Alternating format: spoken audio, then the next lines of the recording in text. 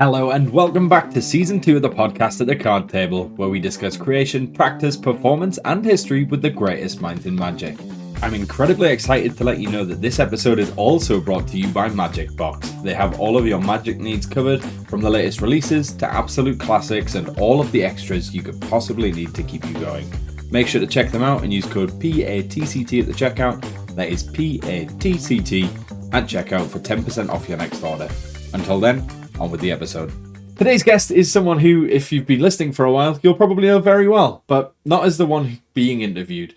He's the host of the podcast, the voice behind the questions, and someone who has spent the last couple of years sitting down with some of the most prolific names in Magic, breaking down how they think, create, and perform. This time, he's the one in the hot seat. It's me. I'm interviewing myself. Yeah, let's not do that. That's really awkward for everyone involved. Yeah, it's not awkward, isn't it? I think I'm going to have to commandeer your podcast, not just for the sake of everyone listening, but for the sake of you as well. You Probably want a good listeners, idea. You don't want to lose any. So... No one's going to listen to this episode anyway, are they? After I just introed myself, everybody's gone, no. Well, I think everyone will. So I will take over from this point on, I think, because it's going to be a bit weird you interviewing yourself. Certainly. And I've heard you putting on different accents. It's not pretty for anyone. My accents are incredible, thank you very much. So I'm going to take over your podcast for this episode, and we're going to obviously get the opportunity to talk to you, which is weird because I've been a guest on your podcast, so we're kind of turning the roles reversed. And hopefully this is a nice April 1st surprise for everyone. Fingers crossed it's a nice surprise. Otherwise, everybody's just like, I'll tune in next week when the actual episode drops.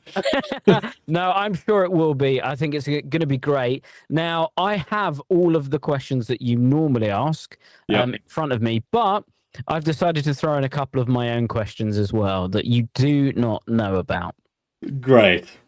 Love that. Thanks. So let's start with the beginning. All right, the origin story. So let's find out about the host of this podcast, your origin story, why Magic, and how did you get into it? Can I just say, before we get into that, I said this before we even hit record, like, I am dreading this so much more than any of the guests that I've recorded with. We got some phenomenal guests coming up as well, and this is so much more scary than any of the episodes that I've done so far. So thanks for agreeing to do this, but also... Welcome. My origin story to Magic is... sort of somewhat on the conventional side. I got Magic kits as a kid, but I never really sort of picked up Magic from that. I'd never really took any interest in that. Again, don't know if it was just really snobby of me as a kid, just being like, what's this plastic shit? I'm not going to do this. So I just sort of went through the motions with Magic, and it kind of got sidetracked until a little further down the line, when I remember the first book I ever picked up on Magic was a Paul Daniels Book of Magic.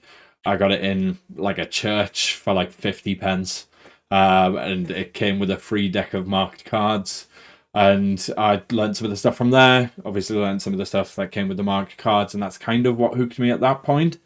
But that still wasn't really the turning point. It wasn't till I was maybe like 12 or 13, I think, when I was walking through Newcastle with my gran, helping her do her shopping, because I'm nice like that. I'm a nice grandson. And we walked past MAGICBOX when it was still in Newcastle City Centre. And we went inside, and it was, at the time, Graham Shaw, Michael Murray, Chris Rubins, Clive Richardson, like all of the big boys of Newcastle. And I remember Chris and Graham and Michael all showing me absolutely incredible things. The various amounts of times I went. Every time I went into town with my gran, she'd be like, "Oh, let's take you to the Magic shop. We'll get you something new." And ever since then, she's sort of continued spurring me on with Magic. Like, anytime I go over, she's like, "What have you got new?" She's like, "Oh, you should be on the telly." You know, that staple grandma talk. So yeah, it was kind of off the back of that. And then as I grew up, I was going to MAGICBOX quite often, sort of hanging out there, probably to the dismay of Graham and the boys, trying to pack up the orders and deal with everybody else. But I have been on both sides of that counter. So I know the annoying kid that's like, show me another one. Show me another one. Yeah, I'll take a thumb tip and that's it. Um, as I can imagine you also know as well. So yeah, I've been on both sides of that counter, and when I was about 16 years old, I got a part-time job at MAGICBOX, working both. It was part fancy dress shop, part magic shop. So I was doing both sides of that, predominantly the magic. But then at Halloween, it was just absolute carnage. We'd have like queues like a mile long to get fancy dress stuff. So we'd have to be sort of all hands on deck for that operation. But yeah, it was predominantly getting into magic from visiting there with my gran, and then getting the job in MAGICBOX, which I then held for a few years before moving away to university and sort of falling back out of magic. Because I feel like that's the age when you go, is magic actually cool? Probably not. I've heard drinking's cool. We should do that instead. So I kind of went down a completely different route. I still, unbeknownst to many of my university friends who probably won't hear this anyway, so that's fine. Still used a lot of magic techniques to win a variety of card games and poker and maybe monetarily, which is a shameful thing to say, but university had no money anyway, so had to figure out a way to make money. And yeah, I'd sort of fallen out of it, and then when I came back from university, I sort of started talking to Graham again and going to the magic shop, and then eventually joined the Newcastle Magic Circle, as to which I've now become a council member and sort of help push forward the magic industry in the Northeast, and sort of the community aspect of that, and do things with MAGICBOX on and off, some social media stuff in the past, and events like Blackpool. You will see me on the stand for this year, 4 days straight, demonstrating an unholy amount of tricks, and is also putting it away an unholy amount of alcohol. But that's a different story entirely. MAGICBOX notorious for that. You say on there 4 days straight. One of the days at least you were on there at 12. That doesn't constitute a full day. Okay, right. Well, this year we had a rota, which is different to all the previous years where it has been all day, every day. You guys at Alakazam are absolute demons in the sense that you literally work from morning till night. But Graham was very kind to give us breaks this year. No, he always gives us breaks. He lets us off the stand to go see stuff. But we had an actual rota so we could get about and see some of the lectures and spend an awful lot of money in the dealer's hall, which normally I don't get the chance to do, which was both nice and also incredibly distressing for my bank account. Any excuse you want. Right, so MAGICBOX then, because that's how I kind of knew you before. Obviously, I started talking to you through the podcast and through just escape room talk. Yeah. How has that like changed you as a performer then? Because obviously working, we've spoken to quite a few people over the years about this. When you work in a magic shop, it kind of changes your perspective on the industry. You kind of have like a back seat view of the industry. So how has it changed kind of the way you think about magic? It's changed in a multitude of ways. I think having that sort of outlook on it very early on was, it's sort of given us a unconventional introduction into magic, because that's how I got into it, and I was almost immediately straight into working there somewhat. So it's given us a different sight on magic before, like, I would have learned all of the other stuff in a more conventional sense. But it does mean that when I was there, I was learning all of the new tricks, so I was going through an unholy amount of products, picking up a wealth of knowledge, learning all of the stuff, and then demoing it at a level that you just can't even get close to. Even people that are gigging on the daily, you're doing maybe like 2 hours of gigs in Newcastle City Centre on a busy day, like a match day or something like that. Sometimes you were there from 9 in the morning till 5 in the evening, just demming products non-stop. The likes of Blackpool, again, the repetitions that you get during those events and working in a shop are incomparable. And it's not in a similar sense of demoing it to lay people, so you're not going to get the normal chops that you would by just doing gigs relentlessly for hours, but it certainly gave me a fresh perspective on, like, audience management and all of the things that I wouldn't have learned had I not have worked there, because I don't really perform anymore, which I assume we might get onto a little later on. But yeah, it was a lot of fun. It was a nice environment to be in because I got to see all of the new shit. I got to play with loads of really cool stuff, but it was a lot of hard work, and it was um a lot of demoing and remembering things, which is sort of what it's helped now, especially for like the podcast sense, because other people will come to me and they'll be like, I remember this thing from a little while ago. It was this, and I'll go, oh, it's such and such by this person. And they're like, how do you remember that? And again, it comes back from working in the shop and just like constantly cluing myself up on the latest product and books and things like that, just so that I have that knowledge base. Some people would call it probably autism or ADHD, but I'm undiagnosed, so I wouldn't know. But I would assume so as well. So yeah, it gave me a massive knowledge bank. It gave me the chops, the practice, like an unholy amount of time to play with that, and obviously having the people around me that I did, like Michael Murray, phenomenal at mentalism, Chris Rubins, phenomenal with cards and coins, Graham Shaw, incredible stage magician, comedy magic. Like, it just gave me lots of different avenues and lots of different sort of sources of feedback. And even to this day, those guys are like super helpful with everything that I'm doing. So I can't thank them enough for shaping not only what I did back then, but also what I'm doing now. Yeah, well, I think everything that you've managed to achieve in how old are you now, if you don't mind me asking? I am 29. 29. So in 29 years, I think you've done an awful lot. And I would argue that, I mean, I've spoken to you about kind of your aspirations, which again, we'll talk about a bit later on, and where you want to go. But certainly it seems like everything that you've done previously has kind of been building up to what you want to ultimately achieve in the future. Yeah, certainly. I think it sort of shaped the pathway into what I want to do.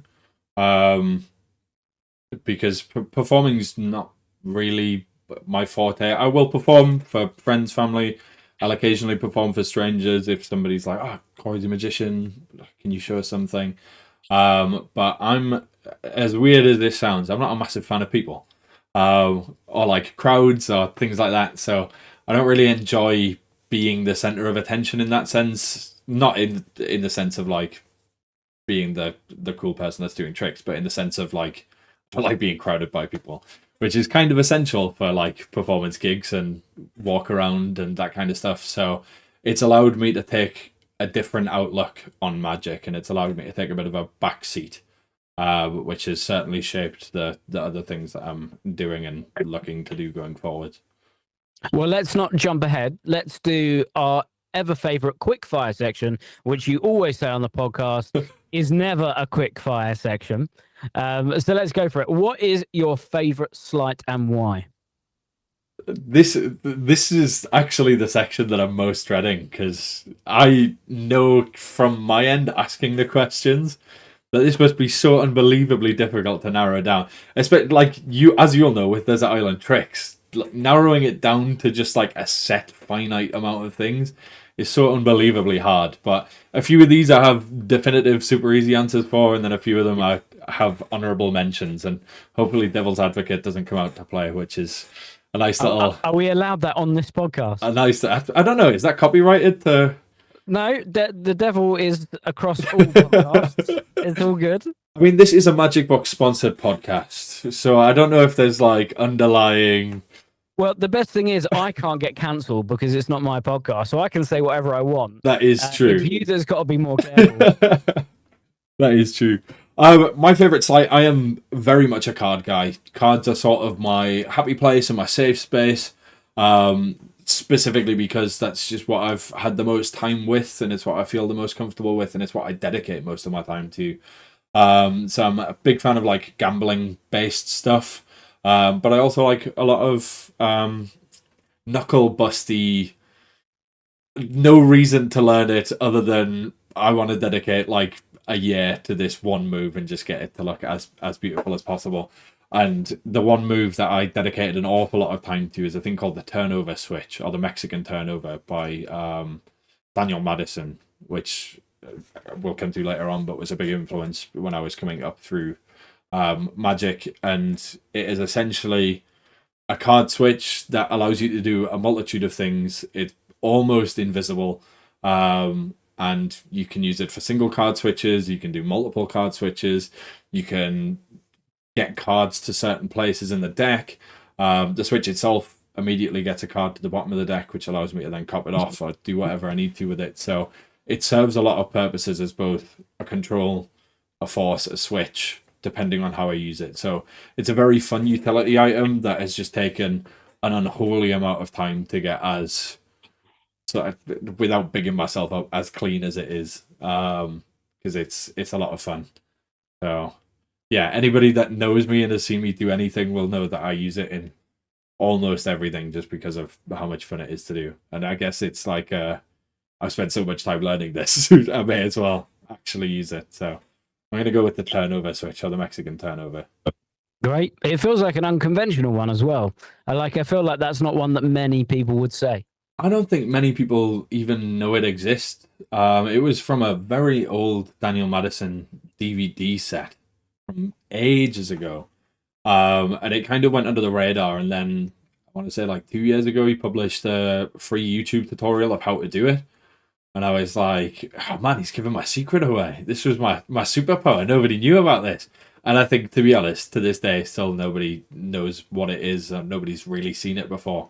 I used it quite a few times to demo Permanent Record when MAGICBOX brought a Permanent Record at Blackpool a few years ago.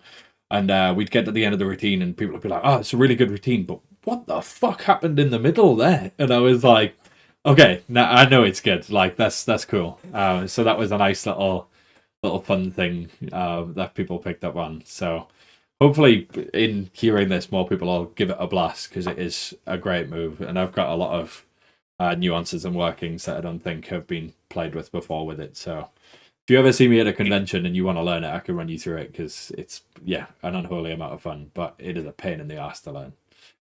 Well, if there was a free tutorial, Corey will find that and he'll put it in I'll stick it in the show notes, yeah. There you go. So I'm going to give him more work to do being the host of this as well. That's great. What about your favourite plot? What is your favourite plot in Magic? Ooh, I can't remember what I put for this. I think when I initially made my own this whole profile thing, this quickfire section's based on an old podcast that I used to do, an escape room podcast called the Escapuzzle Podcast, and it was like a player profile. So it was them, each person breaking down their player type, basically, like a mini bio. So I then carried that across to this platform, and when I first launched the Instagram and the social media for this, I made my own just so that people kind of had an insight as to who I was and why I was doing what I was doing. And I'm pretty sure I put I think I might have put PK touches, which I think is probably still up there. It's certainly one of two, either PK touches or object to impossible location. I think those are the two main plots for me. PK touches, again, I don't think there's a stronger effect, in my opinion, than PK touches. It's so unbelievably clean. For most of the methods, you don't need anything. You can do it on a whim, and it just looks surreal. It looks incredible, especially if you frame it correctly. Obviously, you being the bizarrest that you are, you can add a bit of a spooky touch to it, and it really freaks people out, which is a lot of fun. I think that's one of the aspects of Magic that's not explored a lot, is that Magic predominantly focuses on wonder, and you get like funny magic, you get comedic magic, you get a multitude of other things, but I don't think fear is explored nearly enough in Magic, and I don't think like other feelings are particularly explored. So it's fun to play with fear as an element of Magic, and I think that's why PK touches sort of sits up there for me. And then object to impossible location, again, is just a fun thing to play with. We've put a few different ones into Tom's show. I work a lot with Tom Bolton on his show. So we had a phone to impossible location where it would disappear from the audience. and reappear inside of a toy rocket that was inside of a box, which then the cone on the top would screw off and you dump it into their hands, which was a lot of fun. Very hands off for Tom, not very hands off for Corey. Spoiler alert as to how that one might work, but it involved a lot of staircases, a lot of running, and me doing some sneaky stuff. So yeah, I don't know. I think that plot as a whole is a lot of fun to play with, and I think the routineng that you can get off the back of that. I know Insane Magic. You spoke to Luke recently. They have a sensational object to impossible location at the end of their show, which is like 3 borrowed objects to an impossible location, and it's absolutely stunning. And they recently brought out their mobile phone to Ricebox, which is another impossible location. I think just borrowing something from a spectator, it vanishing and then appearing somewhere else, is just incredible. And again, it's a borrowed item, so it means so much more to that person. I think if you can make your magic either with an item that they've given you or with a souvenir element, I think those two things can make magic tricks so much more for the audience member. So I'm going to go with either PK touches or object to impossible location. No, you won't. Oh, wrong. Sorry. PK touches it is. You have to pick either one, all right? Question is your favorite plot, not your favorite plots. Okay. All right? Just one.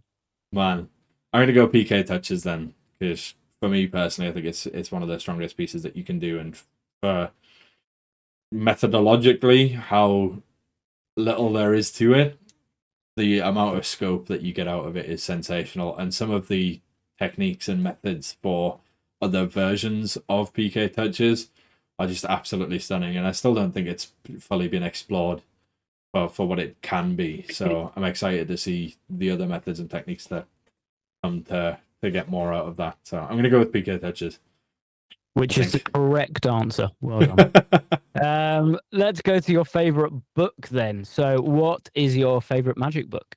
Okay, so I was never a massive reader of magic, specifically because I'm a very visual learner. I struggle to take things from page to hands. Like some of the books, like By Forces Unseen, which is notoriously one of the most difficult card books on the planet. Just taking the wording of that alone and trying to transfer it to what's in my hand with like one drawing every 3 pages is just absolute carnage. So I wasn't really a massive reader of magic until maybe the past like 2 years, when I've started picking up books again, because I think the amount of knowledge you can gain from a book is so much more than you will gain from any video tutorial or any DVD or anything like that, because that is just like, well, I mean, the amount of tricks you can get in a single book alone is significantly more, but the amount of like tidbits and bits of information that people put into books, you can see it's like a massive passion project for them. So when I initially wrote my profile, I believe I put expert at the card table, which makes sense for the podcast, but for 2 different reasons. One, the whole mystery around SW Erdnase, I think, is very cool. The fact that people still don't really know who he is, nor will we ever really find out who he is unless we find like a receipt from the printer with the guy's name on, or from the guy who did the illustrations. There's no way we'll ever know, I don't think. And there's some incredible documentaries on the whole Erdnase thing. But also because of how much it sort of pioneered and forefronted the movement of magic literature. It was sort of the first time that books had multiple pictures per page, and you had that really visual way of learning. Even though it was still in a book, you had those very detailed images to help with hand positions and things like that. So I think for what it brought to the table in a gambling sense and in a cheating technique sense, it was really, really cool. But what it brought to the table in terms of educating magicians and educating people about magic, I think is also a really unique thing that sort of is overlooked because it's just seen as a very cool gambling book, but it was one of the first to sort of pioneer putting shitloads of images in, which is for me, much better than reading through a book. So I think that's probably why that sort of sat up there for me. I think recently though that might have changed. I've read an unholy amount of books recently, just to sort of again increase my knowledge base, so that if people ask things, I can just delve into that like encyclopedia of knowledge and pull from it. But Notes from a Fellow Traveler by Darren Brown, absolutely phenomenal. I think the writing in there, over the span of his shows, has been sort of a big insight into stage stuff, which has really helped with the stuff that I'm doing now. So I think that was an incredible read, and Darren's sensational, incredible thinker, and yeah, big inspiration. But also, The Psychology of Magic by Dr. Alice Palais and Gustav Kuhn was a really insightful read. If anybody hasn't read that, it's so good. It ventures, as the title may suggest, into the psychology of magic, and it sort of highlighted a lot of things that we think as magicians are true, but aren't necessarily true from an actual like scientifically backed psychological standpoint. And I think as magicians we have that bias of knowing, because we know the secret, we can't really have that same view that an audience member may have. So it's difficult to sort of put that across, but they've taken that into a lab environment quite literally, and they have put it through an unholy amount of studies and tests to get the actual factual data of what all of these techniques and what our thinking is from a scientifically backed standpoint. So it was very interesting reading some of the things that just totally went against what I thought as a magician, and then looking at the sort of research and reading through it, I was like, okay, fair enough, that makes sense, but I've never really seen it that way, because I'm just like, you have that bias of being like, this is how it is, or this is how I think the audience thinks.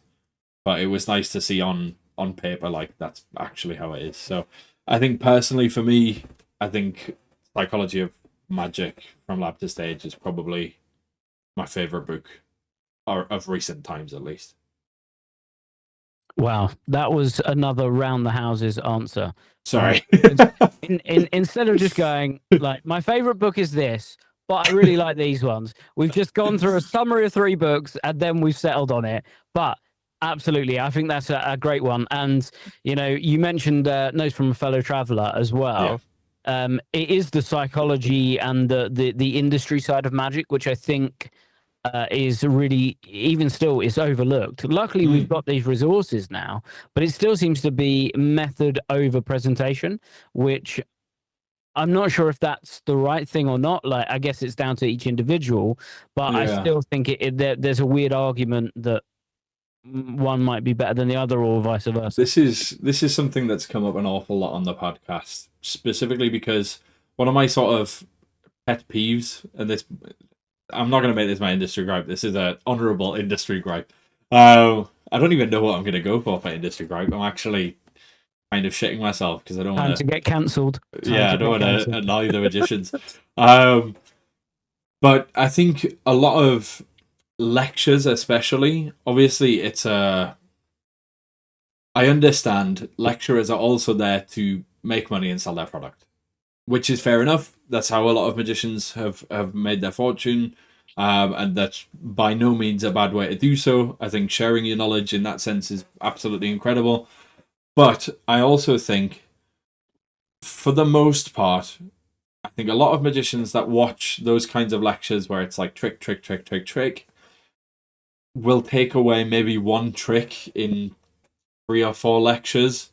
Whereas I'd much rather sit and listen to an hour of somebody talking about their experiences, or those little golden nuggets of knowledge, or different psychological standpoints, or factual, like, evidence-based reasonings that will change what I do, rather than physically changing what I do in terms of a trick. Because let's be honest, most working magicians have been doing the same repertoire for the past 20 years, and they're probably not going to change it anytime soon, unless it's something phenomenal or it's the latest electronic item, which I always buy because it's a fun toy. And that's perfectly fine as well. But yeah, I think it would be nice to have more knowledge-based lectures. Like Ben Hart did a sensational lecture at the South Tyneside Magic Convention, South Tyneside Magic Festival, which, if people don't know about it, is one of the best magic conventions in the UK. Obviously, closely followed by Alakazam's Magic Convention, which I am contractually obliged to say as Jamie holds a gun under the table. It's so like tight knit and it's incredible. But Ben Hart did a full thing last year where it was basically talking through his process of how he puts routines together and how he puts shows together and some of the consultancy stuff that he's worked on and some of the TV stuff that he's worked on. And it was kind of like a deep dive into his brain and a deep dive into his mindset, which I think's so much more interesting. And I could listen to that for hours than somebody being like, this is how you do an Elmsley count in this scenario. But I've changed it so it's Uno cards, so it's completely different. So yeah, I think. How did I even get onto this? For those tuning back in right now, because I'm probably going to cut that out, I just absolutely decimated one of my lights. So apologies for the lighting change, and it's now somewhere on the floor smashed. So, but it's cut me off ranting, so that's a positive. Well, let's move on to the next of the not so quick fire section. We've got the favorite performance. I'm really interested to hear this one because I know that you're a big DB fan. So I would anticipate it to be a DB performance, but it may not be because you watch a lot of Magic. It is not. I do try and watch a lot of Magic. I try and watch a lot of theatre shows in general because I think the more sort of shows and inspiration you can take from other avenues, the better Magic becomes anyway. But I think all of Darren's stuff is sensational. All of his stage shows have been a sort of massive push for my work, especially with stage stuff. So Darren gets an honourable mention here, but he is not the favourite performance, which is crazy to say. But I don't think this will be a surprise either, and it is in and of itself by Derek Delgadio. Because let's be honest, that has revolutionized Magic, and frustratingly, it's also made me really like overthink Magic now because I'm like, oh, this would be a cool idea.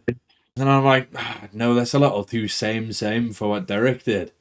So I've had to like reel in a few ideas, or I've had to like really mix things up for it not to seem like I'm just sort of piggybacking off of that, like artistic interpretation of Magic. But I think Derek has had a very similar sort of push in that sense that Darren did for mentalism, but specifically for like stage shows.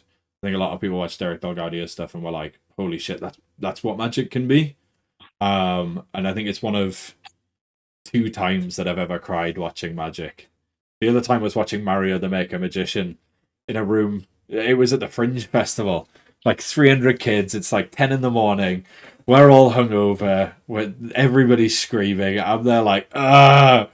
And Mario is telling this beautiful story throughout his performance, and towards the end of it, I was in tears, which I'm not ashamed to say, because it was absolutely stunning storytelling, and Mario is still one of my all-time favorite performers because the guy's an absolute genius, and it just goes to show, like, as much as I think sometimes the industry kind of not necessarily looks down on kids magicians, but like, I don't know, it doesn't get the respect it deserves, especially to the level that Mario is doing it. It's just absurd. And again, he's another person that kind of shows like this is what Magic can be in the same way Derek Delgadio did with this. So I think for a multitude of reasons, that's my favorite performance, and I don't think anybody would question that, because I say that I've heard a few people say they didn't enjoy in and of itself, which is madness. But I guess if you don't like that sort of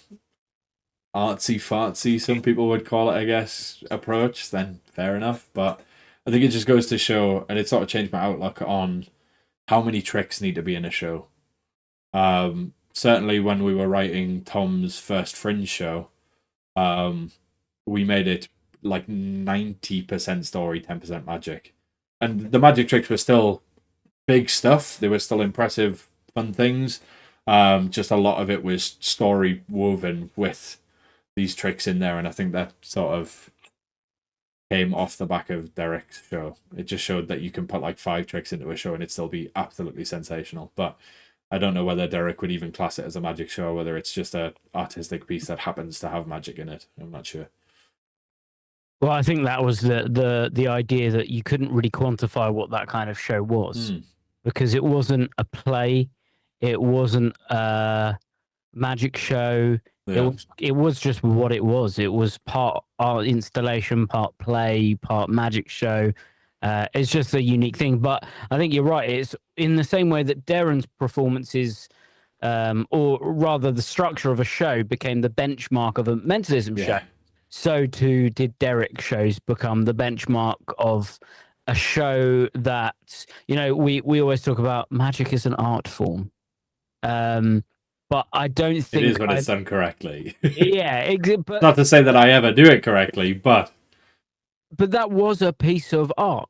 You know, that went beyond, it was just magic tricks. It was the context of it, the meaning of it, the weird moments, like taking the book away and having to write in it and come back. All of those sorts of moments, yeah, they're so just good.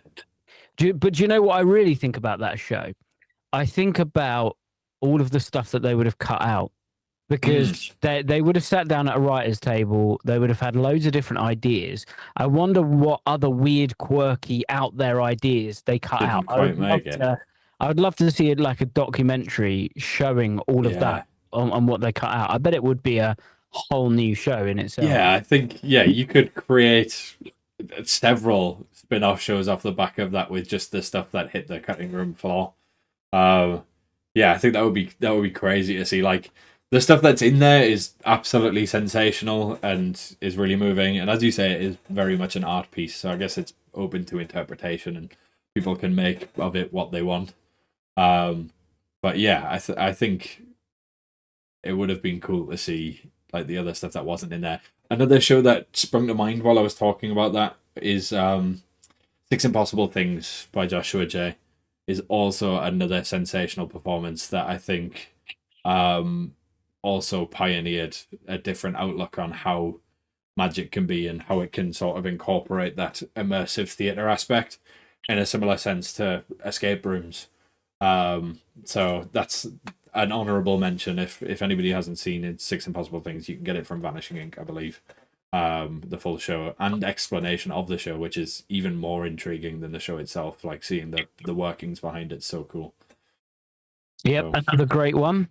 And leads us nicely into your influences then. So if you were to give me a list, or just the highlights of your influences, who would the influences behind where you are now be?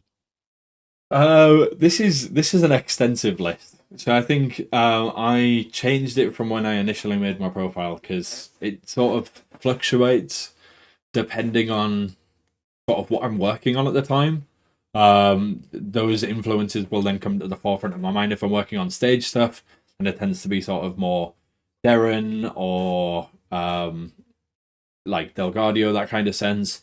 If it's more close-up stuff, then it's the likes of Ben Earl. I think Ben's one of the most talented card handlers, certainly in the UK, never mind the rest of the world. But I think what he's done for Magic in showing that you can be the most talented card person in the room, but you can use a double lift and beautiful storytelling and absolutely fry a lay audience. Like, I don't know, there's something so nice about being able to be so good at something, but like really honing it back to the fundamentals and just adding great storytelling or great sort of artistry around it and making it more than it is. So I think that's certainly given me a different outlook on that work. And his family, the online membership thing, is like an invaluable resource. And I know this year they're doing like a fundamentals throwback, and he's just talking through like all of the basic stuff that everybody kind of leaves behind, which has been super insightful, and it's really highlighted things that I'd never really thought about before. Like even from card handling, he was talking on one of the most recent videos about how you get into different positions. So if you've gone from a shovel into a grip, then getting into position subconsciously so that you're ready for other shuffles. Those little tiny 1% changes that you can make to make everything look smoother in your hands, I think is very intriguing. And I think the technical aspect of that and the psychological aspect of all of the work that he does has been a big influence as well. Danny Ortiz, again, absolutely phenomenal. I think his work in a recent interview, a recent podcast, he said that he focuses on the feeling that he's creating more so than the tricks. Like he doesn't want the person to remember what the trick was. He wants to remember how it made them feel, which I'd never really thought about because whenever I'm creating magic or whenever I'm coming up with stuff for stage and things like that, my thought first is how can I make this as magical as possible, as memorable as possible for the audience so that they walk away thinking, wow, I've never seen something like that before. That was incredible. I'm going to tell other people about it. Whereas the approach that Danny has is he does everything so fun and so fast that you have no option but to go, I don't know what happened. You have to go see it yourself. And I think that outlook is a really interesting take on magic. So it certainly made me think more about how we can just use our personalities and how we can use framing of effects and tricks to create a show rather than just tricks and stories. I think that's certainly a big influence there. Paul Wilson being another massive influence, especially on the gambling side of things. When I've gone to learning second deals, double lifts, things like that, he's been a massive resource in that sense. But also having watched The Real Hustle when growing up, that was another sort of factor that sort of played into why I got into magic and why I got more so into the gambling side of things than anything. Because just seeing those things again from like a psychological standpoint and from like a audience management standpoint and the psychology and the routining and the choreography of all of these cons that they're performing on people. Some of them are like super simple cons, but they're like so beautifully and elegantly put together. That's why they work. And I don't know, I've kind of taken influence from that into my magic, and it's sort of become like a, without again sounding arty farty, more of like a choreographed dance. Like all of the movements are thought through so that I'm blocking for misdirection or I'm moving accordingly. I'm trying to think of those little micro pieces that all add together. Daniel Madison, as I mentioned earlier, was another influence, I think, purely because of two things. One, his sort of style and art style, that black and white effect. I've always liked that. If you look at any of the promotional stuff for the podcast at the card table, or even on my personal Instagram, it's 90% black and white. I don't know. There's just something about that uniformity and like the black and white color scheme. There's no like mismatch of color. It's just it makes you really look at the thing for what it is, rather than being distracted by all the pretty stuff. Which again is like a really weird artistic look. But then also from the technical side in terms of card stuff, as I mentioned with the turnover switch, and a few of the other things, the card to pocket stuff, Gambler's Cop, they've all sort of become quintessential techniques that I now use in nigh on everything that I do, and it's all down to Daniel Madison. And I think that was just because of, as I was coming up in Magic, I didn't immediately know that there was like magic shops and magic resources and stuff like that. So YouTube was a big thing, which I think with me being on the younger scale of magicians, I'm still nearly 30, so I'm not like young, but I'm also not old like Jamie. It's been like a sorry, just random shots for no reason. Well, the thing is, I had some controversial questions that I wasn't going to put in, but now we're at the position where I don't really care. I regret saying everything that I said.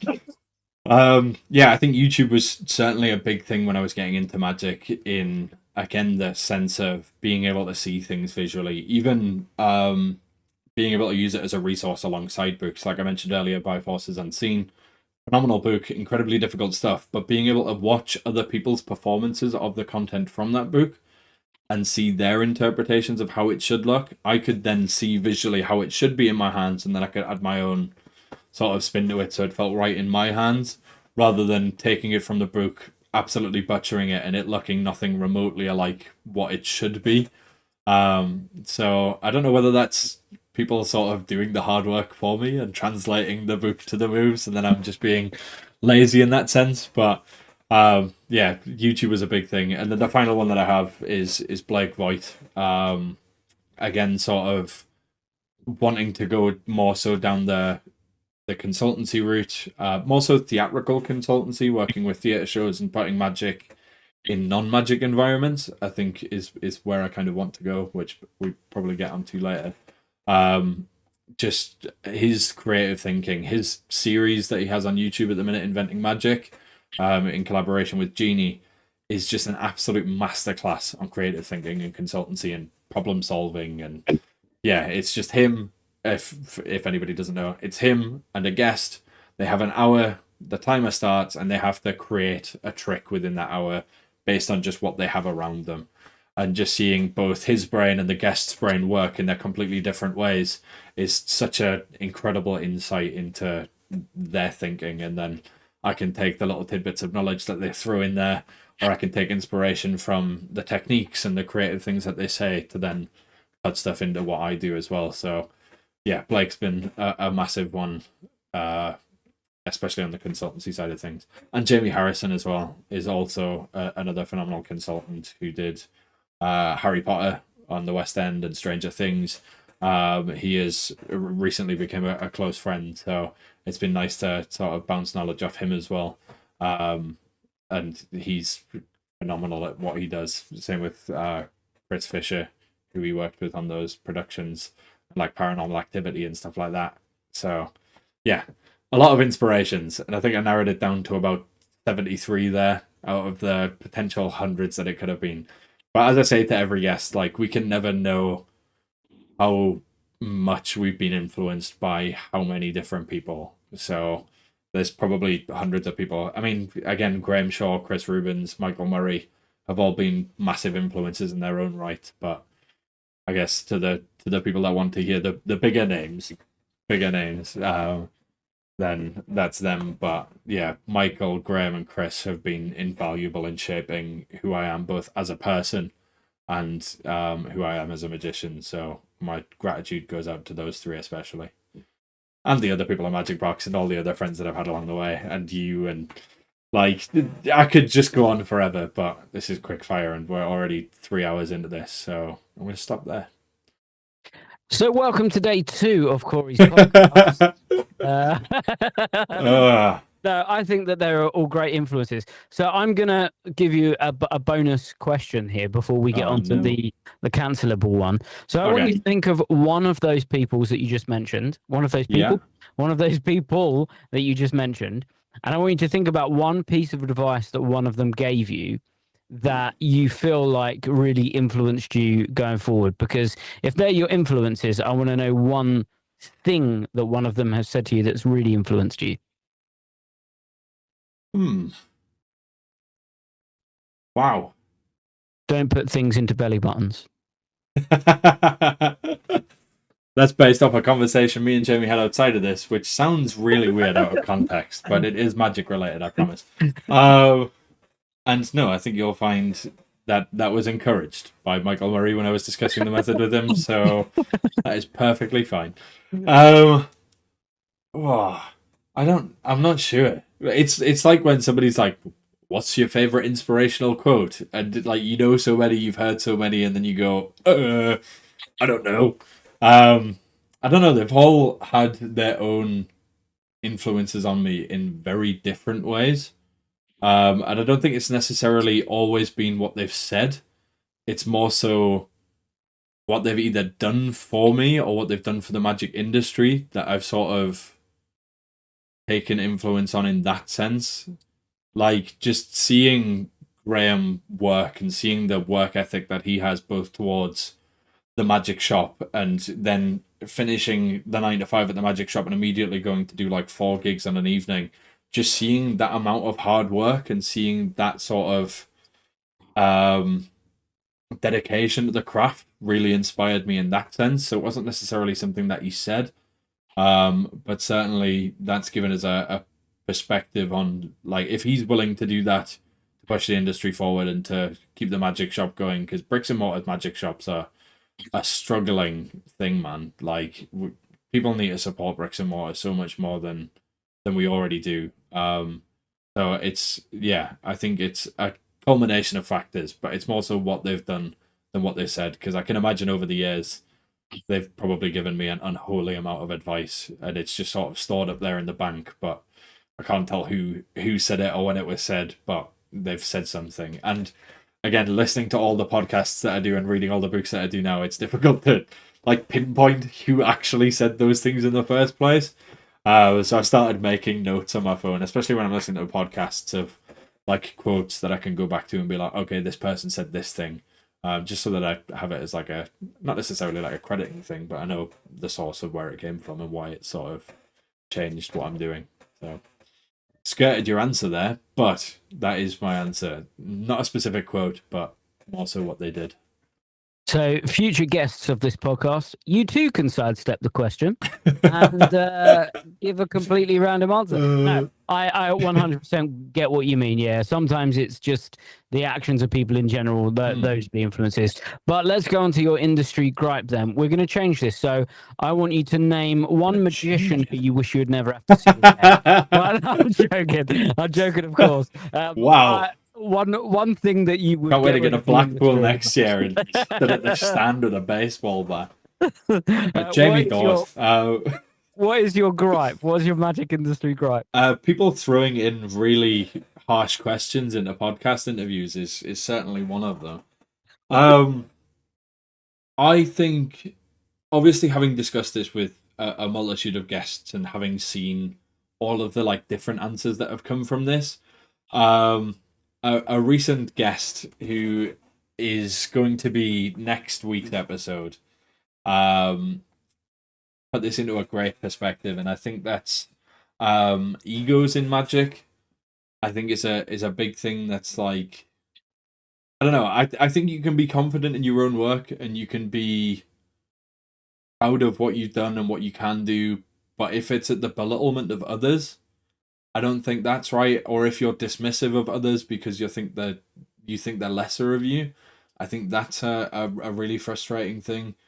Especially when at the end of the day, like, the only way this industry moves forward is with the next generation or with other people. So in sort of putting other people down to lift yourself up, all you're doing is killing the industry going forwards.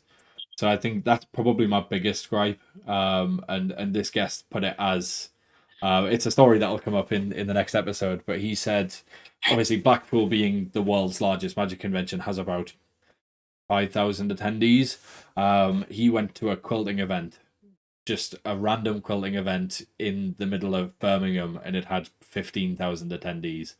So if this quilting event has triple the amount of attendees and sort of dwarfs the magic community, and there's no egos in quilting, like, let's be honest, there's nobody's like, I'm the best quilter in the world because I do this technique, or I'm going to belittle the other quilter, or whereas I think magic has that, and I think we forget, as big as we are within the industry, how little we are in the grand scheme of things. And as big as magic can be in terms of like experiences for people, obviously it's an incredible thing. It can take people out of the depths that they might be in for a split second just to have a moment of wonder. I think it's a really powerful thing.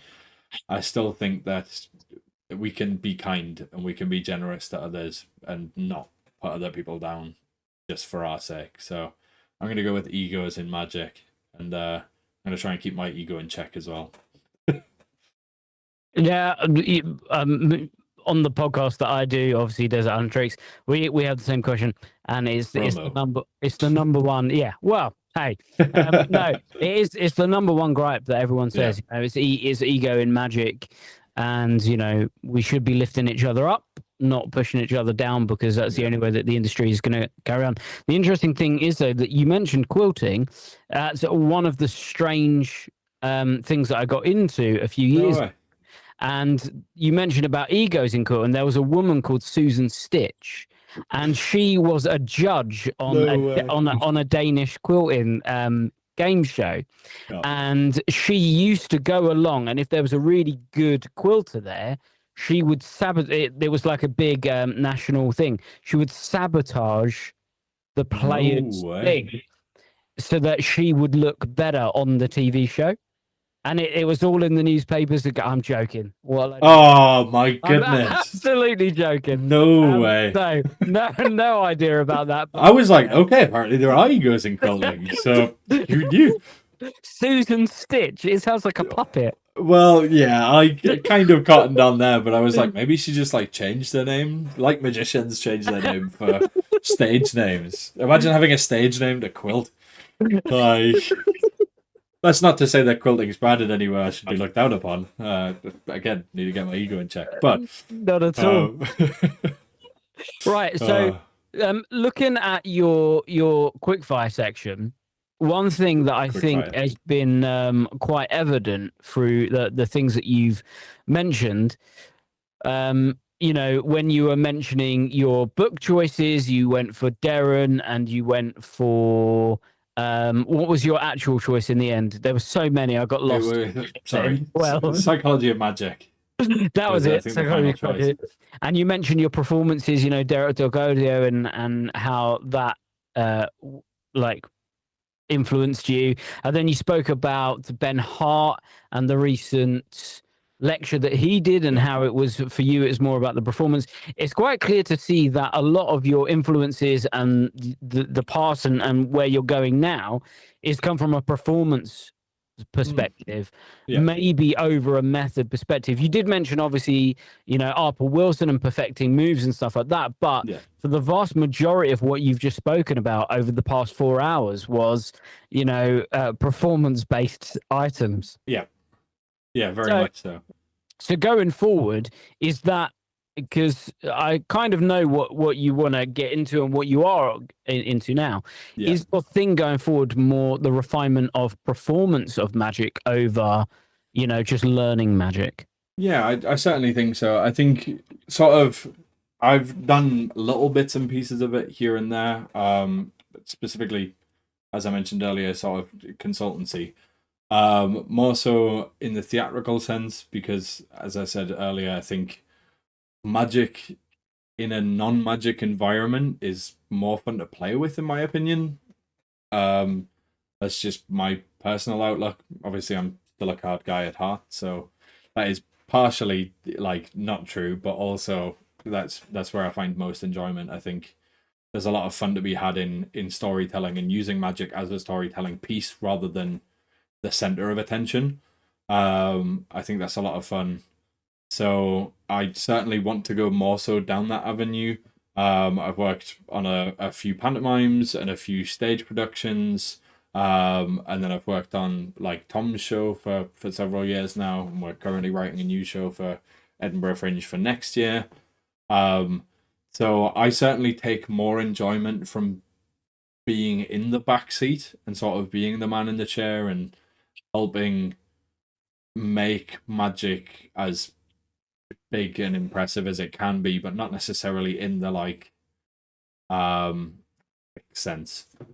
I think taking sort of a theatrical artistic standpoint on it's where I'm kind of venturing more so towards. So that's certainly what I'd like to get into more so going forward. And I think that's kind of setting like a deep-seated want to perform. Obviously, as I mentioned earlier, like being just when performing has kind of thrown me out of that. So this kind of allows me to perform through other people, if that makes sense. This allows me to put my ideas and my outlook on magic into other people's hands and then see the cool shit that we get to make. And then you still get that at the end where you're like, I did something really cool here, even if it's not necessarily me that's doing it. Like just being behind the scenes at Tom's show and seeing him get a standing ovation to a fully packed out room at the Fringe, like I was in tears back, like behind the wall. Spoiler alert: if you've seen Tom's show, I'm behind the wall. Maybe doing some secret stuff. But yeah, it was just knowing that I was a tiny part in this massive thing. And I don't mind being the invisible man. I don't mind not having my name on things. I'm not getting recognition for it because I know that I've put in the effort and I've made a really cool piece. And it's just nice to see others doing well. Even if I can help that in the slightest way, then that's what I get a lot of enjoyment from. So, is there something in one of the shows that you've either written or currently writing that is kind of like that standout piece, the one thing that you are most proud of from those shows? I don't think there's been necessarily a standout piece. I think just really focusing on the storytelling in general, especially for like the works on Tom's show, for example, has been a big thing because, as I mentioned earlier, we've sort of pushed more so towards how we can use magic to convey other emotions, like whether it's inspiration or whether it's empathy or sadness. It's been a lot of fun seeing how we can take conventional routines, put a spin on them that fits Tom and fits the production as a whole, but also then adding the story elements that make it what it is. And then seeing people feel inspired, or people crying, or people feeling like a child again. I think it's more a feeling that I'm chasing than a particular routine.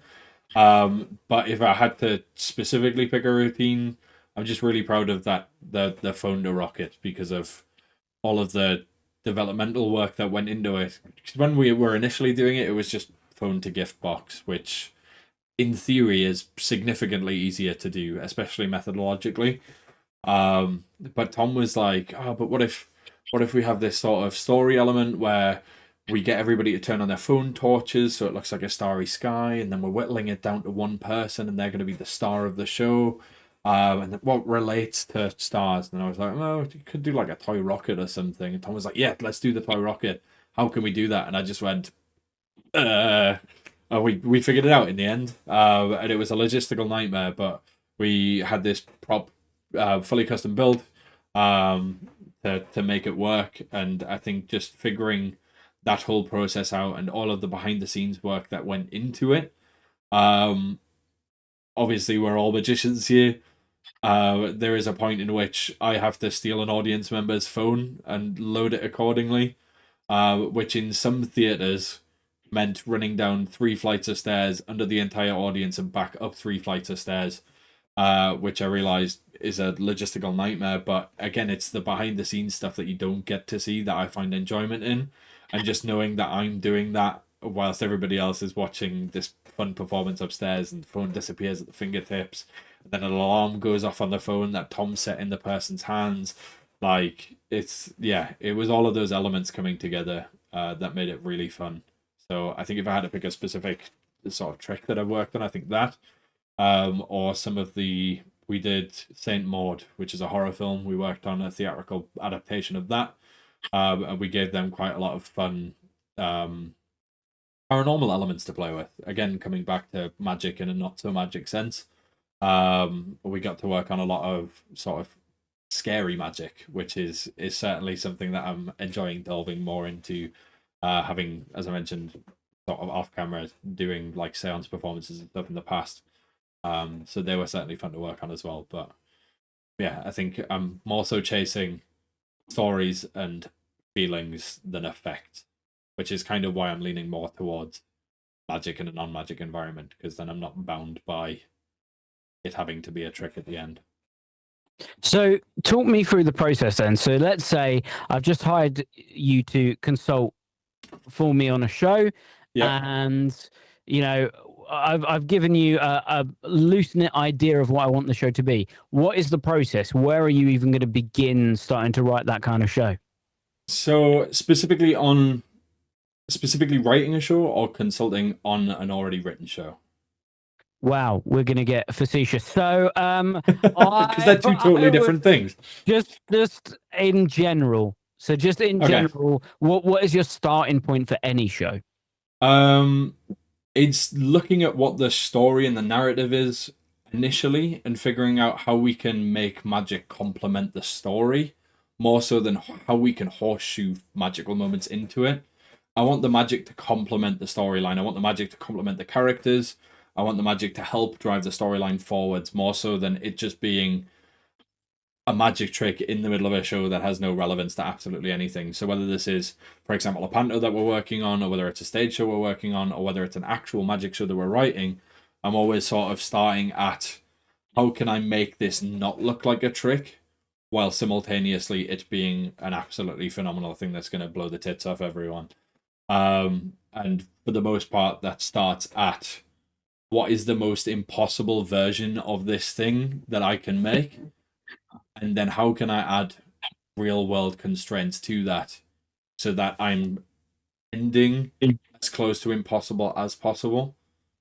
Like if I start with impossible and then add constraints, it means I'm going to be as close to that end of the spectrum than if I start at this end and work up to impossible, because you're only going to get like half as far. Whereas I think working from the back end and figuring it out that way is, from like a methodological standpoint, certainly is the best way to go about it. But yeah, I think in terms of process in general, again, it comes back to chasing feelings and story more so than tricks, and fitting that in to whatever project we're working on. And are you developing the story first? So are you taking the concept and then expanding that, turning that into the story, and then developing the magic from that? Or are you coming up with the magic and then developing the story around the magic? Or are you kind of trying to do both at the same time, and trying to see which part of the story will complement the trick and vice versa? Yeah. It's a little bit of both, depending on sort of what the project is. If it's like Tom's show, for example, obviously we have full creative freedom as to what the show is.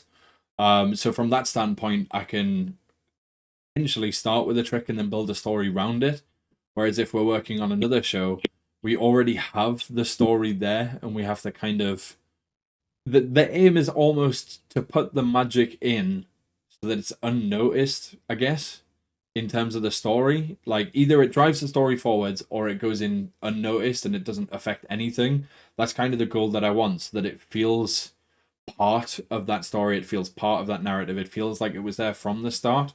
Because I feel like often you'll get halfway through a show and then somebody will come front of stage, front and center, and they'll do a trick, and then they'll go back into the story, and you get taken out of it for a second, and you're like, oh, that was a cool trick, but you forget that you were watching a bigger thing.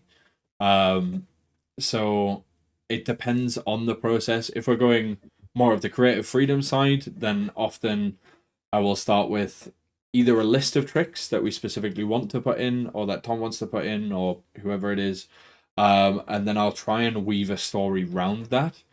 But that tends to be the harder one, because then you just get to sort of shoehorning things in for the sake of it, because you're like, oh, I really want to do this trick, and it's like, well, how can I fit in this really weird thing without it having a story, or without it having meaning, or maintaining the same narrative that we've kind of been going with for the show. So in that sense, it's that. But in the theatrical sense, if we're putting something in, it's again making sure that it fits and complements everything else that's happening, whether it be the character, whether it be the story, whether it be the environment that it's in. It just depends on the situation, I guess. Okay, we actually got an answer from that one, guys. And it was still a roundabout answer, I guess. No, not at all. I think that's a fair enough point. I think it's really interesting understanding people's creative process in terms of writing a show specifically, and kind of how they structure it.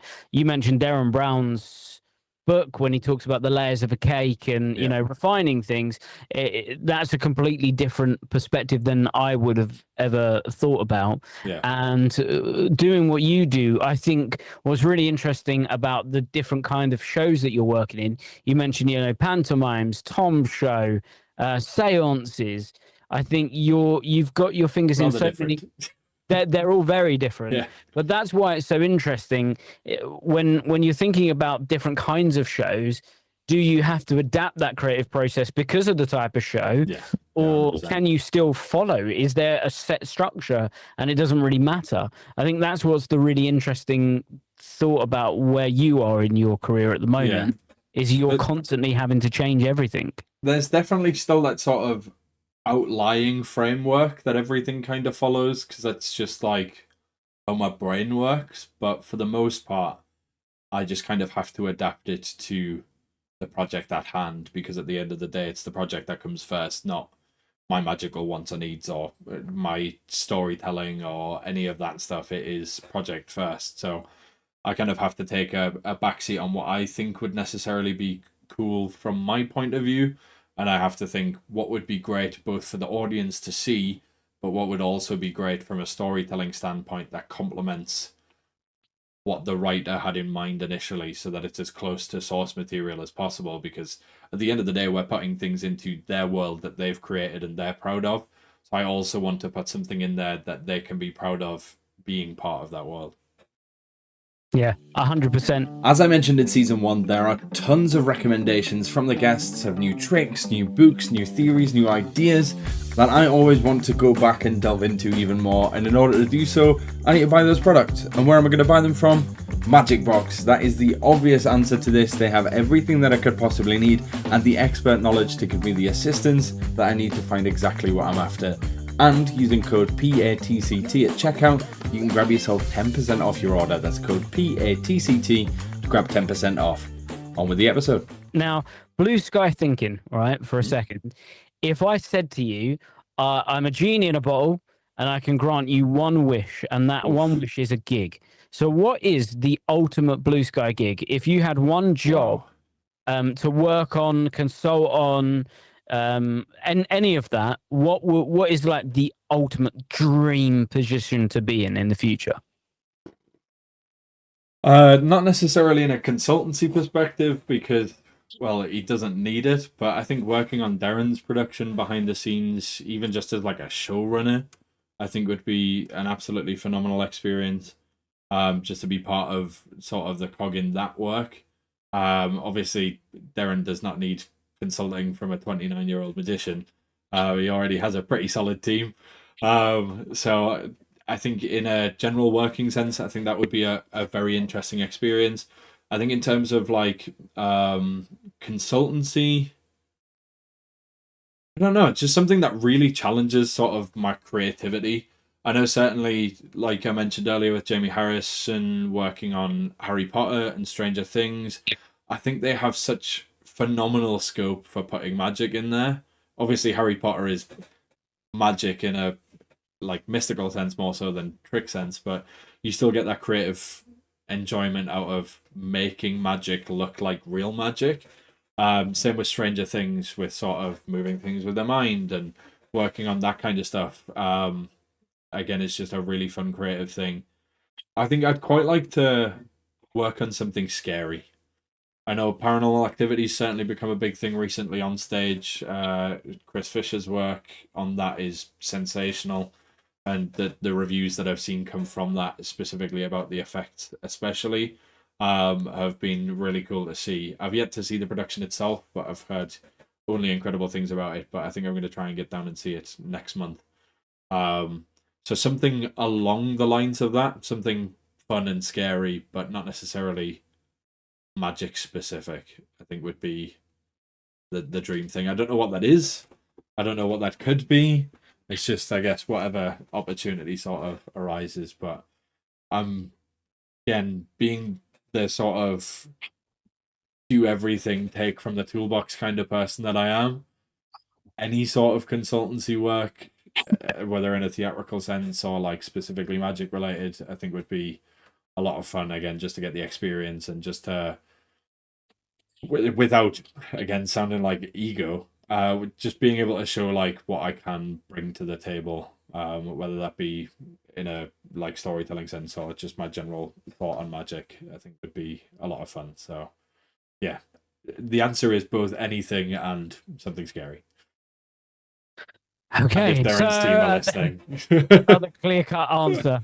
You'd be a great psychic. You know, when they're like, you're someone who's really reclusive, but you love to be the center of attention. But I don't want to be acknowledged for it.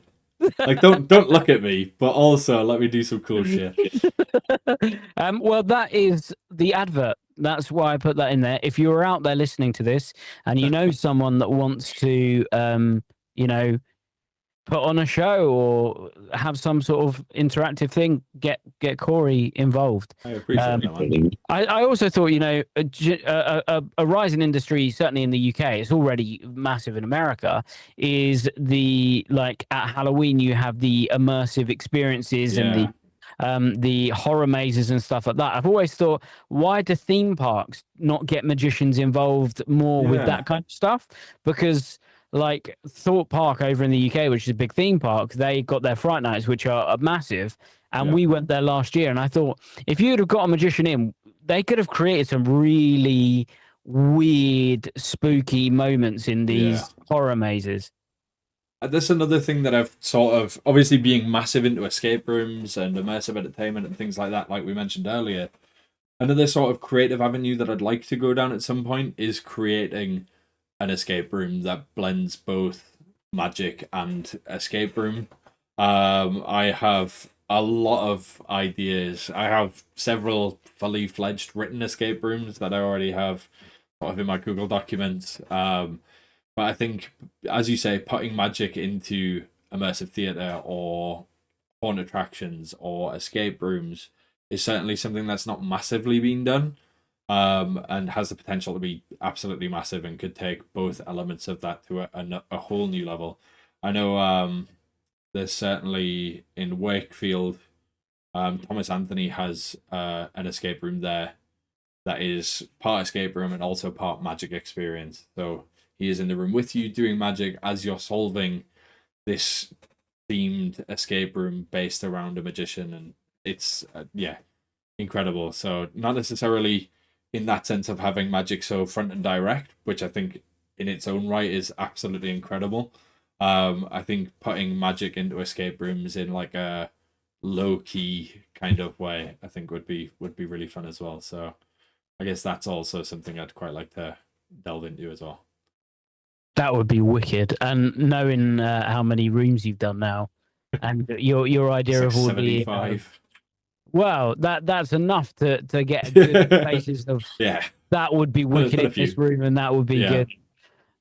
Especially some of the scarier ones. Right. I don't know at what point in this podcast we're at now, so I'm just going to sort of carry on with the list that I've got. So we've kind of learned about, you know, things that you've done, things that you want to progress onto, your kind of thought process. Let's reel it in a little bit. Earlier on, you mentioned that you went to university and you kind of dropped out of favor of magic, and then you got back into it again after. Yeah. Is there a moment in your magic career or your journey that almost made you quit? That you were just like, you know what, I don't want to do this anymore, or I don't think that this is something that I'm going to be able to be successful at. And afterwards, how did you get yourself out of that? How did you get yourself out of that situation? I don't think I've ever necessarily been in a situation where I've gone, you know what, I'm going to drop out of magic, because even when I went away to university, which not only did I drop out of magic, I also dropped out of university, but that's a whole different topic in itself. I still couldn't kind of stop thinking about it. Like even when I'm at work or when I'm doing literally anything else, magic's still sort of ticking along in the background as to whether it's like new routines that I'm thinking of, or new tricks that I'm sort of toying with, or ideas that I'm playing with, or stuff that I think would fit other people or other shows. It's always like a constant thing, and I don't think there's ever been a time where I've gone, you know what, I don't think magic's necessarily going to be the thing.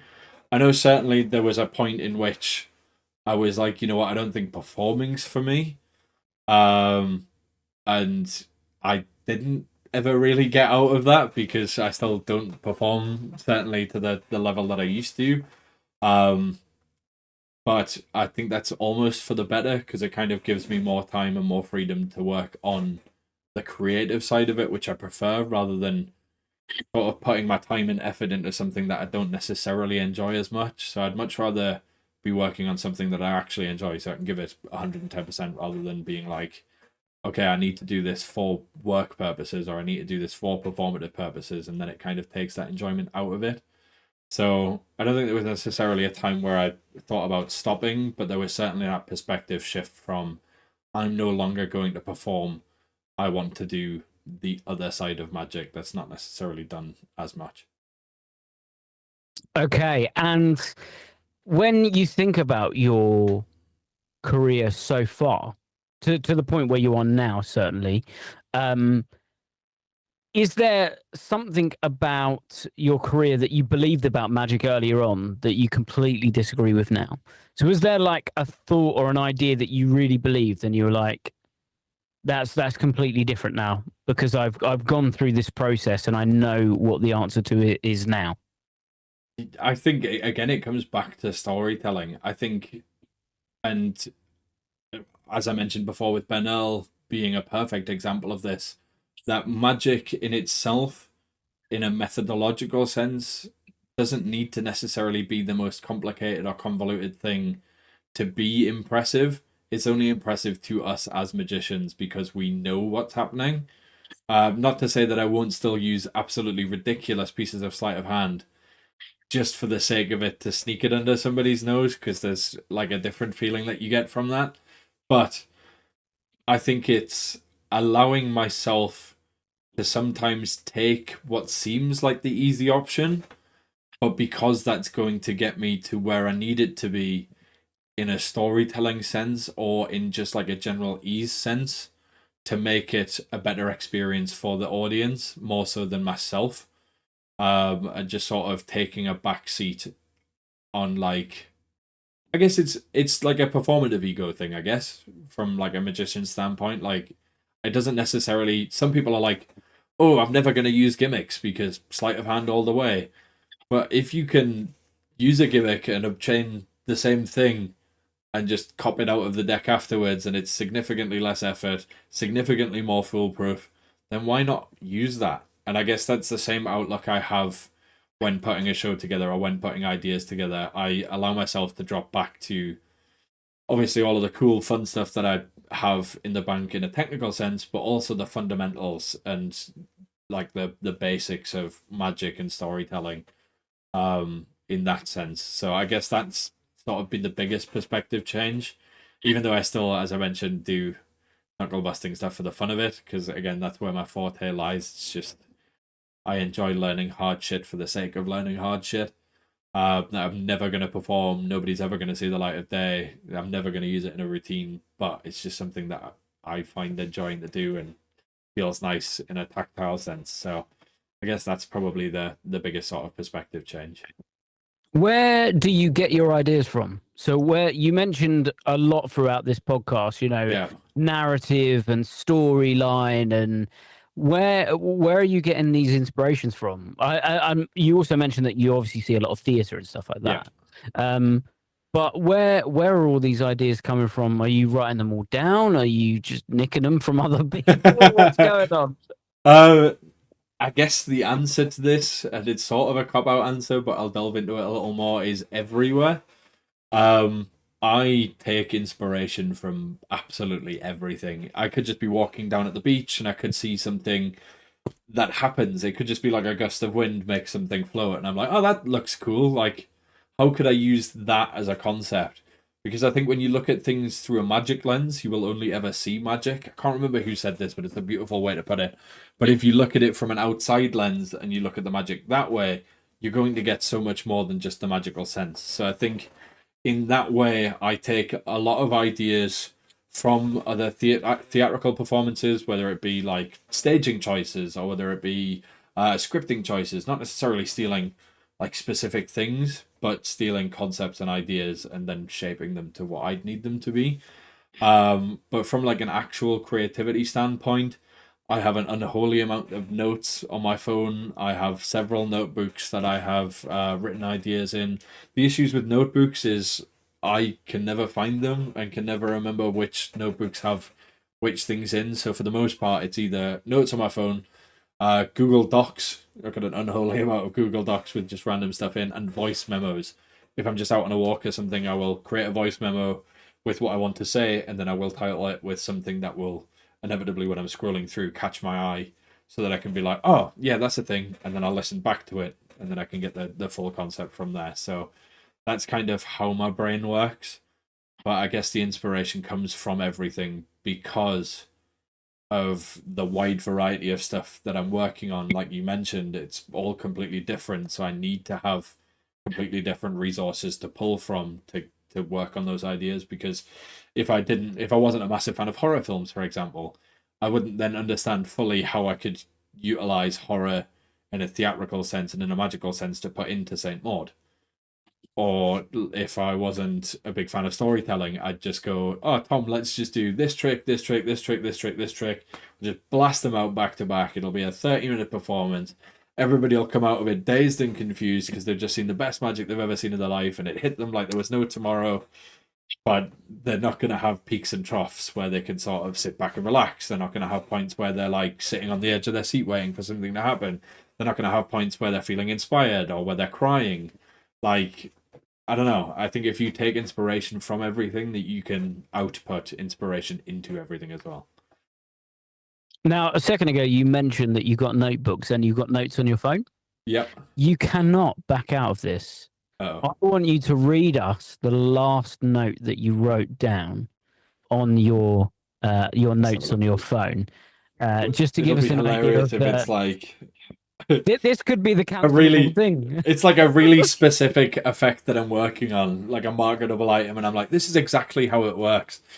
Okay, don't give us all of it then, right? That is not the case. Give us an idea. Give us an idea.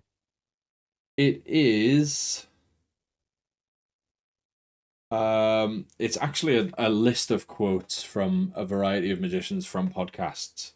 So these are sort of things that have made my brain tick, and I'm like, okay, like I'm gonna take that quote, I'm gonna write it down, and then I'm gonna look back at it when I'm putting stuff together, just to have like a creative sort of perspective change, so I can look at it from somebody else's point of view. Because I think often we get stuck in our own visual point of view, which is why working with other people is great, because you can bounce ideas. But if you can also shift your own perspective into other people's eyesight, I think that's a good way of being able to look at things in a different sense. So for example, Ben Seidman said, magic is innately unrelatable. Find something that is relatable and make magic around it, which I think is a phenomenal piece of advice. Like, magic is literally, I can do this unworldly thing that you can't do. Nobody can relate to that. But if you can take that and you can add a story to it that makes them think of their childhood, or that makes them think of a moment in their life where they were sad or where they felt inspired, and you can shape the magic around that, it's going to make the magic, one, way more stronger, and two, way more personable. And I think that's certainly something that I've he kind of took the concept that I was working with anyway and framed it in this beautiful single sentence answer, which I think a lot of people, especially, I'm a massive inspirational quotes kind of guy, or just quotes in general. And everybody's like, oh, that's so cliche, or that's so weird. But like, if I can take an entire concept and put it into a single sentence, why would that not be like a great thing? So a lot of the stuff on there's that. I know a lot of where's my notebook? My notebook's in my bag down there.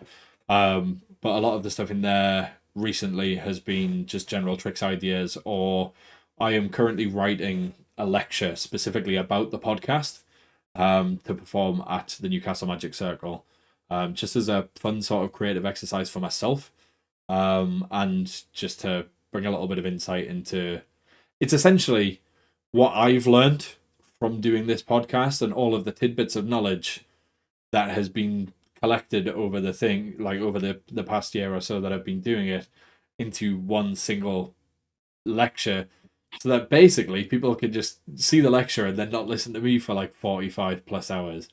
So if anything, it's great in that sense, because then they only have to listen to me for an hour. But it's sort of putting everybody that I've spoken to, it's putting all of their incredible ideas and all of the knowledge that I've taken on into one nice, succinct place so people can look at it and think about it in themselves.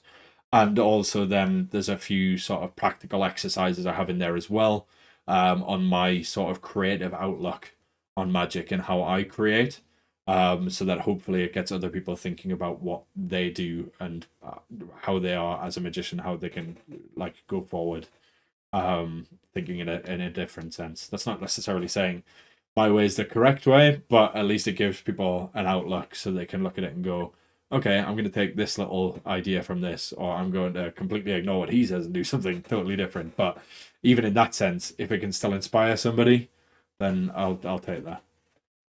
Well, I think that sounds like a great concept for a lecture, just different. There's also, I ran all of the scripts. As much as I normally hate AI, I ran all of the scripts through AI specifically to gather some key like data points. And I put some very fun little insights at the start of the lecture, and it's things like total amount of swear words, who happened to have swore the most on the podcast, which for anybody wondering is of course the Scotsman Alan Rorison, with like 130 swear words, which is hilarious. And when I saw Alan at Blackpool, he was like, "So we're gonna go for round 2, and I'll try and beat it." And I was like, "Brother, you are not getting what I'm saying here."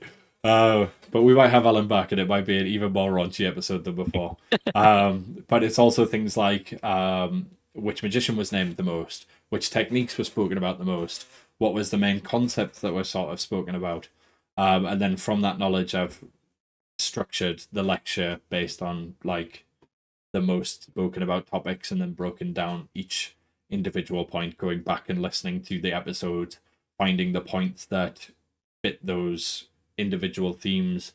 So things like performance, creativity, show development, business and marketing, social media, and then I've gone back through the episodes and pulled out the key points that fit each of those topics, so that it's a nice digestible thing that people can look at and go, okay, I can take some ideas from that without listening to Corey ramble on for 16 hours per episode like this one. I think it's a really clever idea. It's almost like the Cliff Notes of all the podcasts put together. I think it's a great idea. But we might as well end the podcast by talking about the podcast itself. Okay. You've kind of answered some of the questions that I've already got written down, but you may give a different answer. Okay. So what's something a guest has said that has changed how you think about magic? So specifically a quote or an idea or a concept that immediately you went, do you know what? I never thought of it in that way. Can I just pull up my lecture and just have a quick scroll Yeah, through? there you go.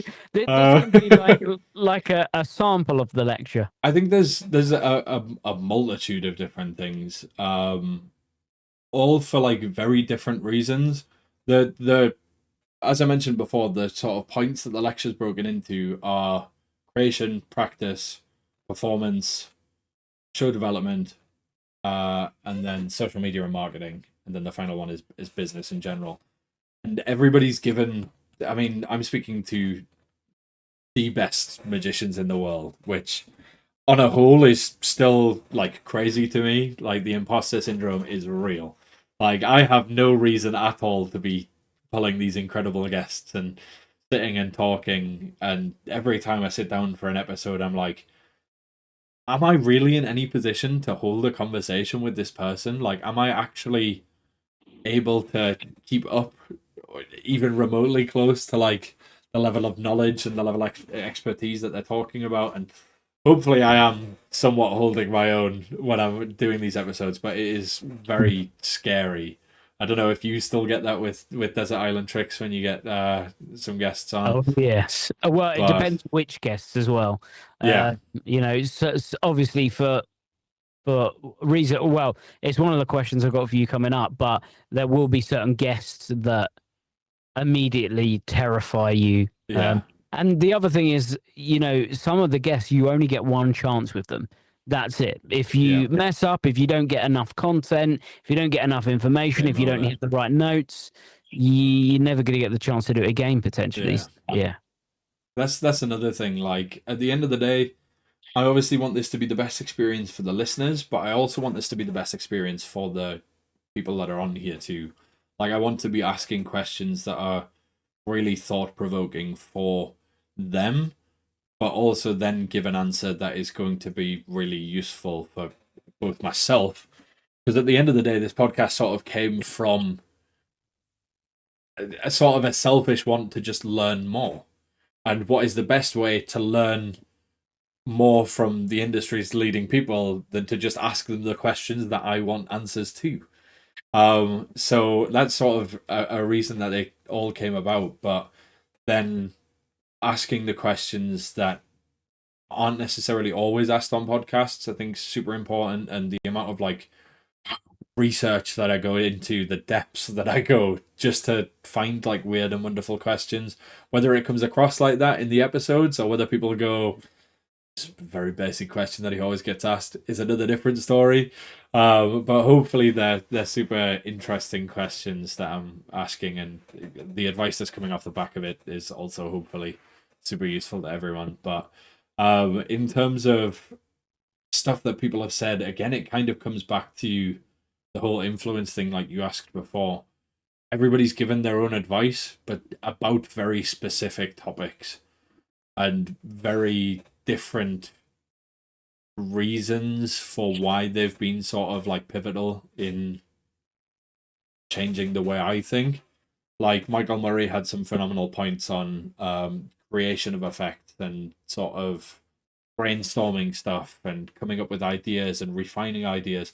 Mark James had some phenomenal points on staging and how you can make things look very visually appealing and how each second can be a photograph and how that can tell a story. Like, you want to be able to stop your performance at any point and be able to take a picture and people immediately go, I understand what's going on at this point. You don't want it to be completely random. If you get like a promo shot from a show, you're like, what on earth was I doing at that point? Like, you want every part of your performance to tell a story, and I think that's another really fun way to look at that.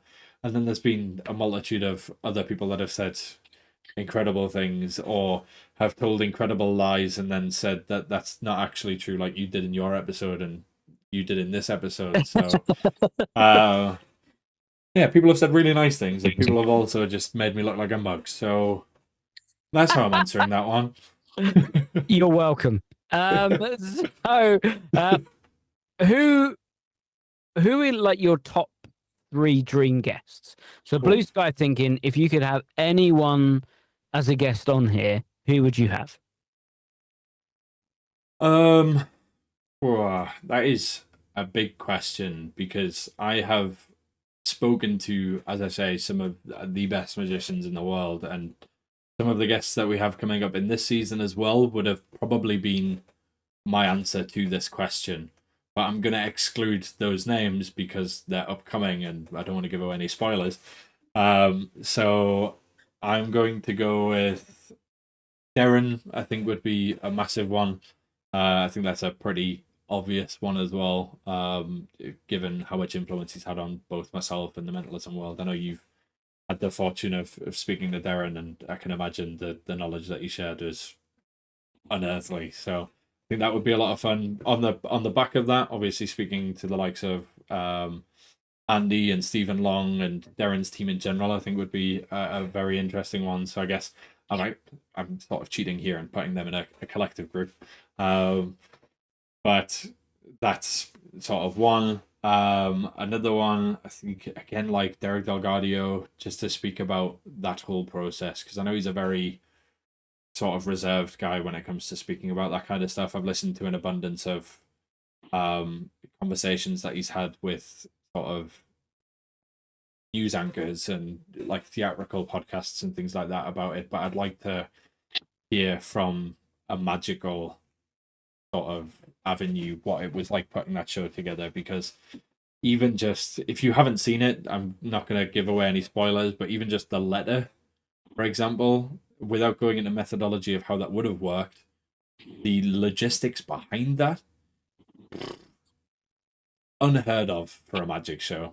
Like, so understanding why, one, that became a thing, or how that became a thing, and two, why on earth he put himself through that stress every single day is beyond me. But it gave such a beautiful piece, and I'd also like to know if anything went wrong, because there's so many elements of that show that could have gone wrong, and what they sort of had contingencies wise in place. Again, sort of from my learning standpoint, so that I know if I'm ever doing any sort of big blue sky thinking stuff, like how I can also counter that as well.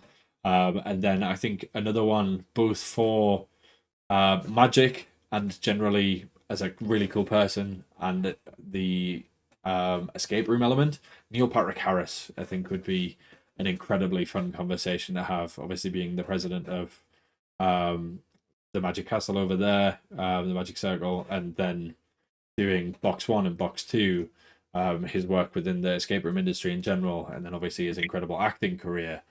I think there's a lot of conversation and tidbits of knowledge to come from there, which is a completely different sort of viewpoint to a lot of the other conversations that I've had previously in the past.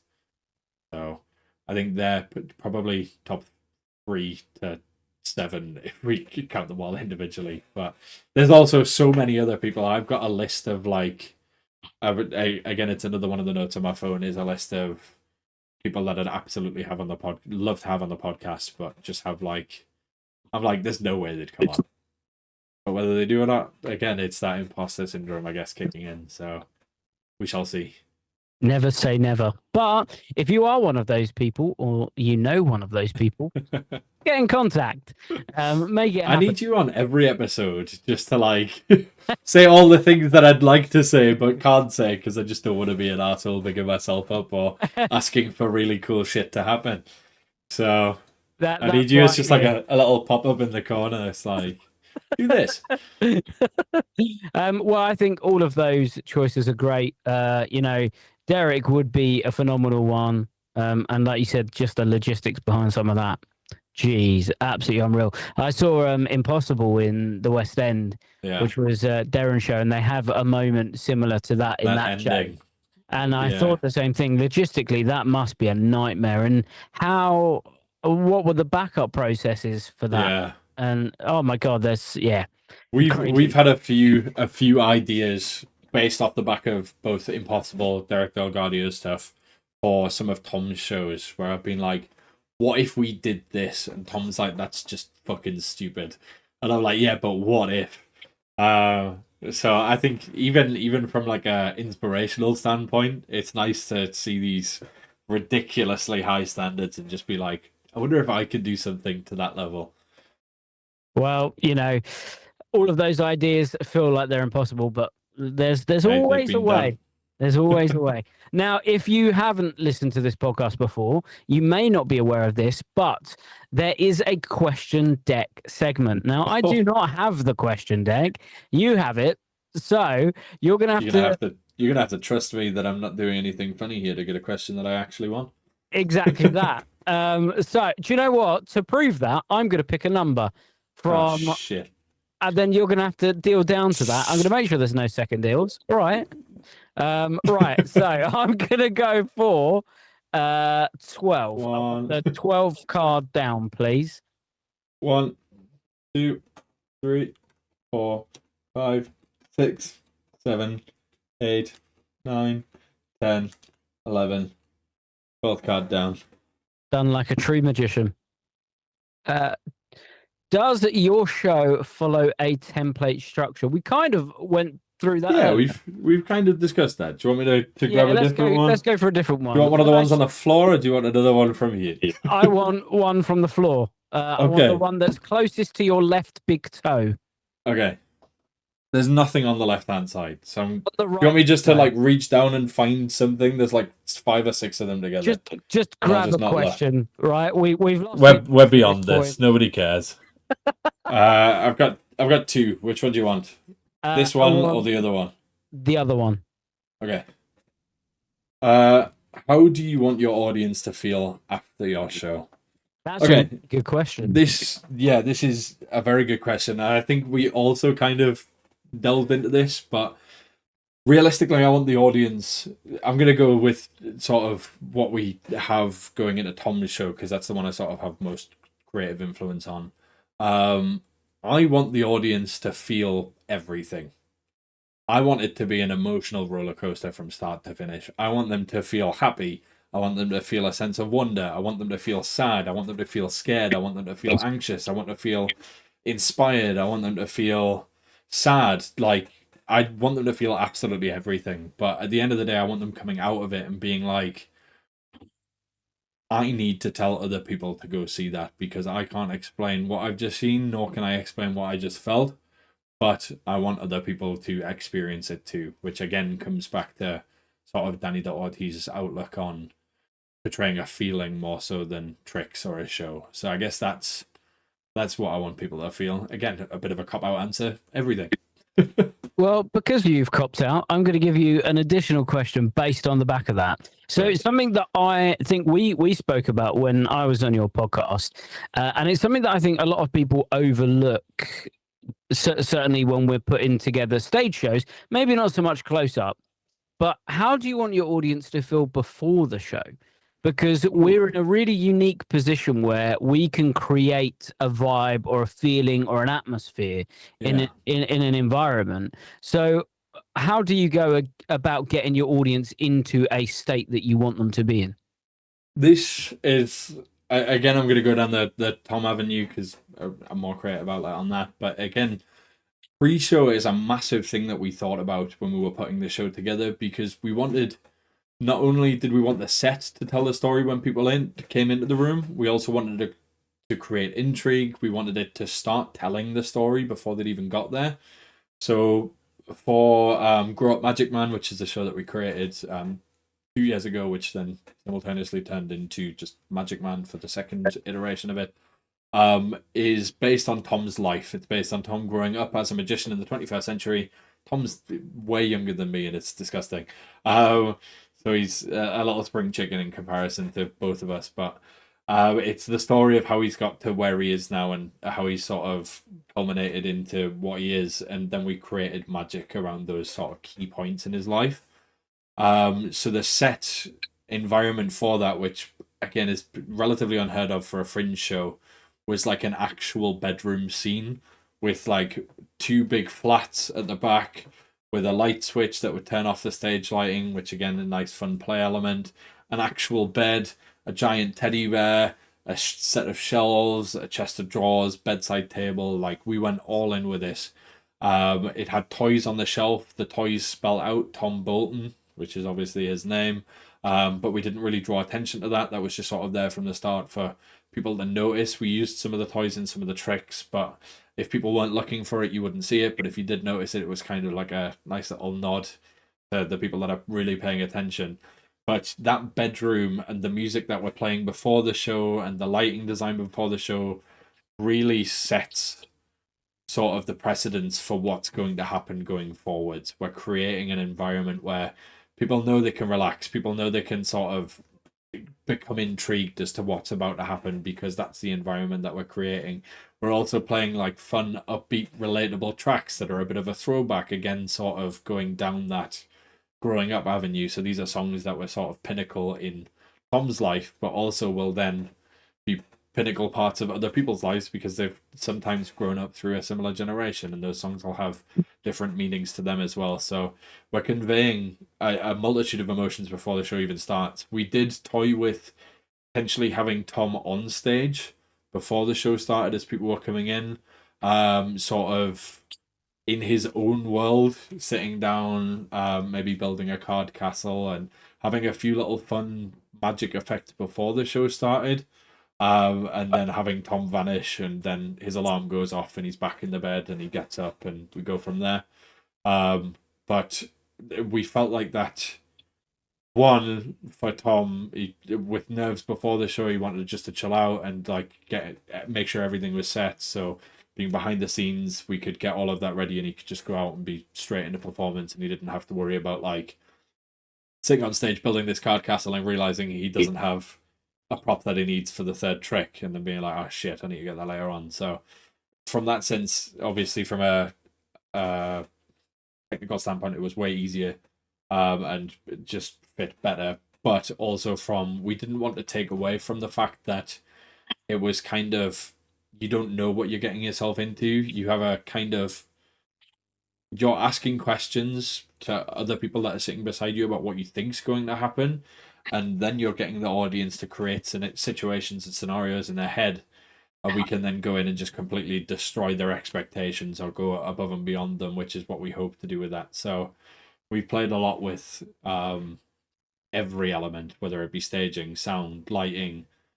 Scent is something that we've contemplated playing with. We've not yet done it because there's a lot of logistical standpoints with like allergens and stuff like that, but that's, I think, something that could be really fun to play with.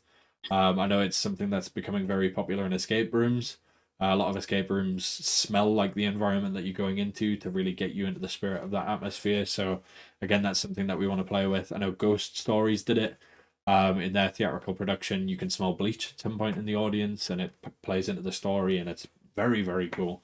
So yeah, we're playing with everything to create sort of a starting point for the people, and then hopefully we take it so much further than their expectations could imagine. Well, that's great. I think based on what you're doing at the moment, I think, and well, and speaking to you outside of here about things that you are working on, I think the things that you've got coming up, I think it's going to be a really interesting future, I think, going forward. So what is the future for you then? What are we going on to? What is the big aim going forward? As I say, I'd like to do more consultancy work. I've got cards everywhere on the floor now. I'm trying to like move my chair, but I can't because I'm treading over everything. Consultancy work is certainly where I'd like to get more into. Outside of like Magic and the podcast and all of that stuff, I am a parkour and freerunning coach, which is completely different to this. And I'd like to sort of move away from that and spend more time doing magic related stuff because that's where my passion really lies. So I'd like to be doing more consultancy work or more work on shows in general. But in terms of definitively what is coming forward, me and Tom are working on a show for Durham Fringe Festival this year, which is going to be sort of his biggest production yet. Because we have a 500-seater venue for that for 3 days. So we're going to try and really big up or make the effects bigger than what we initially would. So that's kind of a fun creative thing that we're playing with. We spoke last year, I know I spoke to you about this, about doing a Halloween show, and sort of the fun theatrical side that we can take that. So I think we're going to try and get that done this year as well. Where I don't know if Tom's announced this, but we're sort of taking a 1 year like break from Edinburgh Fringe.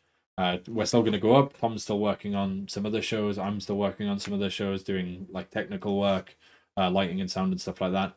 But we're going to take a year out and really sort of put all of our effort into next year's show because we have some pretty crazy ideas for that. But again, we want to give it the justice that it deserves. And rather than, obviously, Tom's been away in Adelaide doing the Fringe Festival over there for the past 2 months. So rather than just sort of horseshoeing a show together, we thought we'd give it a year off and get back into it the year after. Panto season, again, is a big time for us. We sort of work with a few different theatres getting magic into their shows, so I'm looking forward to that. Again, that's another completely different thing. It's not quite as serious as like a theatre show. It's not quite as magical as a strictly magical show. It's this sort of mismatch in the middle, and we can be fun and creative with what we're producing. Obviously, it's still serious in the sense that it is still work and it's still an incredible production, and the amount of effort and time and the people that are in that are phenomenal in their own rights. But it gives us a lot of fun, creative freedom to build within weird and wonderful worlds that we wouldn't normally get to build in. So it lets us play with a lot of toys that I wouldn't normally get to. So that's fun. So that's coming up to, as I mentioned, obviously the lecture for the Newcastle Magic Circle, which is going to be, I mean, it's open to guests as well. So if anybody wants to come, check out the Newcastle Magic Circle website. But yeah, I guess for the most part, we've got some absolutely unbelievable guests coming up this year. And I can't wait for everybody to hear the incredible knowledge that's shared by these people. Because even the ones that I've recorded thus far have been incredible, so much fun. But knowing going forwards, the people that are on the list to be recorded, man, is it going to be a good season. Not to say last season wasn't, because last season was fucking phenomenal as well. But yeah, it's a lot of fun, and I thoroughly look forward to doing more magic-y things in general, whether that be the podcast or creating or a few other things. I've got some ideas for some product in mind, more so leading towards the creative side of things, which I will speak to you about after this. But I also have some magic trick products that have been ideas that nobody's really toyed with, so there's some stuff there as well. So whether that all comes to fruition or not is a different story. But yeah, I guess we'll see. There's a lot of fun things on the horizon. It's just whether they all pan out or not, or whether I have the time is the is the main thing. So fingers crossed. It's going to be a fun year. Well, it all sounds very exciting.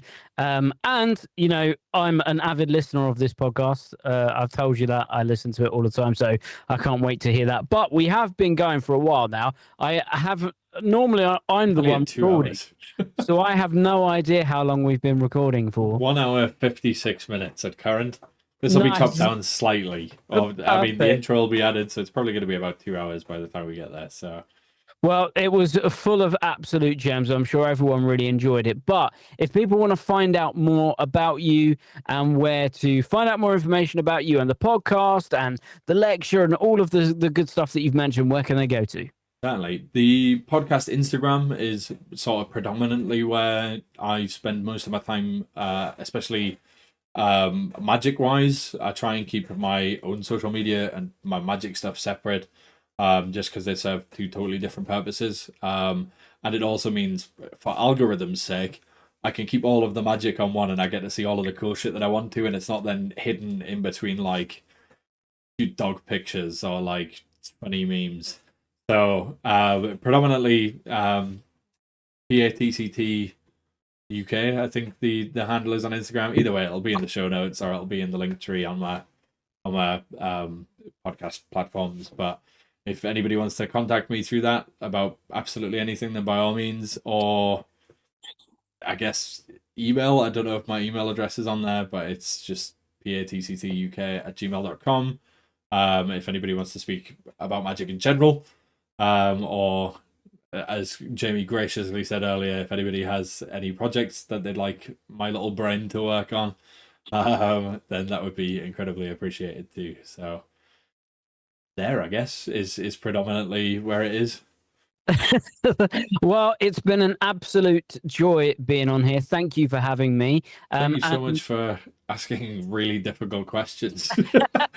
Real brain breakers. But now you know what you're doing to everyone else. So yeah, you know. I apologize to all previous guests and all ongoing guests. But again, thank you so much for dedicating your time to help put this episode together. Hopefully the listeners at home took something away from this, even if it was just getting to know me more and just understanding sort of why I'm asking the questions I'm asking and why I started the podcast.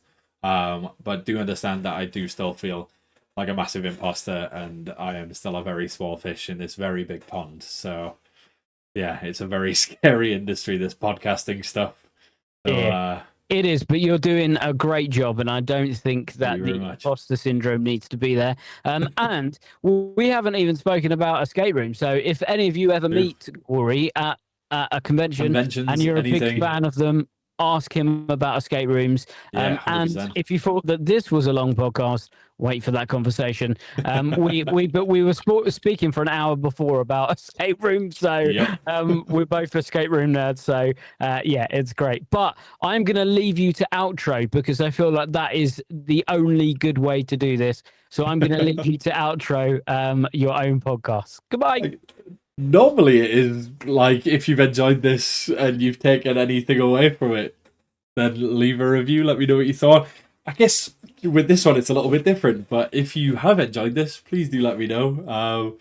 My parents aren't proud of me. No, I'm joking, they really are. But probably, I don't know, I've never asked.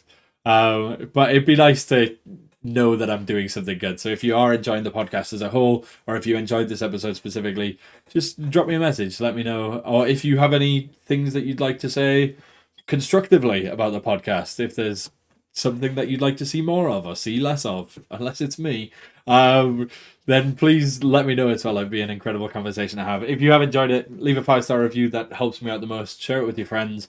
And as I say, we've got an absolutely phenomenal lineup coming this season on Podcast at the Card Table. So again, from myself and from Jamie, thank you so much, and we'll see you guys in the next episode. Bye.